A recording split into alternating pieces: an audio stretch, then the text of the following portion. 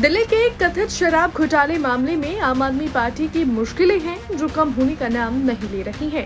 एक तरफ supreme court ने मनीष सिसोदिया की जमानत याचिका को खारिज कर दिया है, तो वहीं दूसरी तरफ सीएम अरविंद केजरीवाल को भी ईडी ने पीएमएलए एक्ट के तहत पूछताछ के लिए सम्मन भेजा। हालांकि ईडी के बुलावे पर अरविंद केजरीवाल नहीं गए और केजरीवाल ने ईडी सम्मन को ही गलत बताते हुए ईडी अधिकारी को चिट्ठी लिख डाली।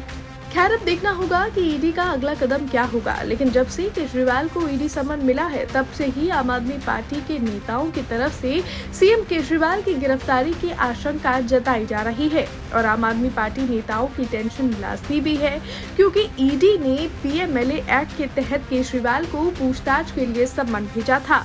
और आपको बता दें कि ईडी के पास ये अधिकार है कि वो पीएमएलए एक्ट के तहत कभी भी बिना वारंट के गिरफ्तार कर सकती है। तो चलिए आपको विस्तार से बताते हैं कि आखिर ये पीएमएलए एक्ट क्या है और इससे ईडी के अधिकारों में कितनी बढ़ोतरी होती है।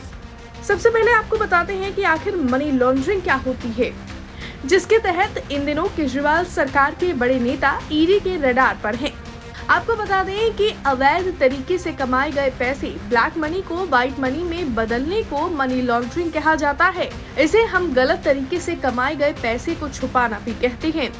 अब ये पीएमएलए एक्ट क्या होता है, चलिए इसे आपको बताते हैं। पीएमएलए यानी prevention of money laundering act को साल 2002 में पारित किया गया था। 1 जुलाई 2005 में इस अधिनियम को लागू किया गया था। इस अधिनियम का मुख्य उद्देश्य मनी लॉन्ड्रिंग पर पूरी तरह से रोक लगाना और इसमें शामिल संपत्ति को जब्त करना है। पीएमएलए एक्ट के तहत सरकार या सार्वजनिक प्राधिकरण अवैध तरीके से कमाई गई धन को जब्त करने का अधिकार देता है। ये एक्ट आर्थिक अपराधों में काले धन के इस्तेमाल को रोकता है।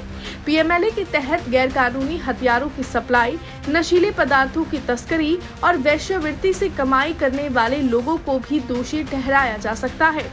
2012 में किए गए संशोधन के मुताबिक बैंकों, म्यूचुअल फंडों, बीमा कंपनियों पर भी पीएमएलए लागू होता है। धारा 45 में एक व्याख्या जोड़ी गई है, जिसके तहत पीएमएलए एक्ट के अंदर सारे अपराध संज्ञेय और गैर जमानती होंगे।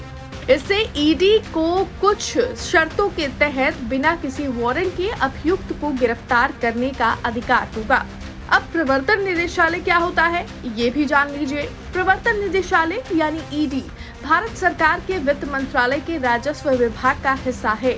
इसका मुख्यालय नई दिल्ली में है। ये विदेशी मुद्रा प्रबंधन अधिनियम फेमा और prevention of money laundering act यानी पीएमएलए के प्रावधानों को लागू करता है।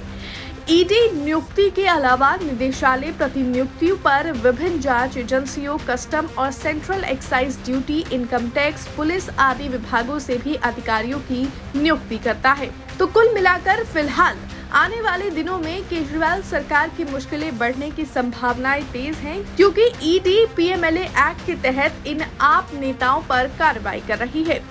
ब्यूरो रिपोर्ट, दिल्ली तक।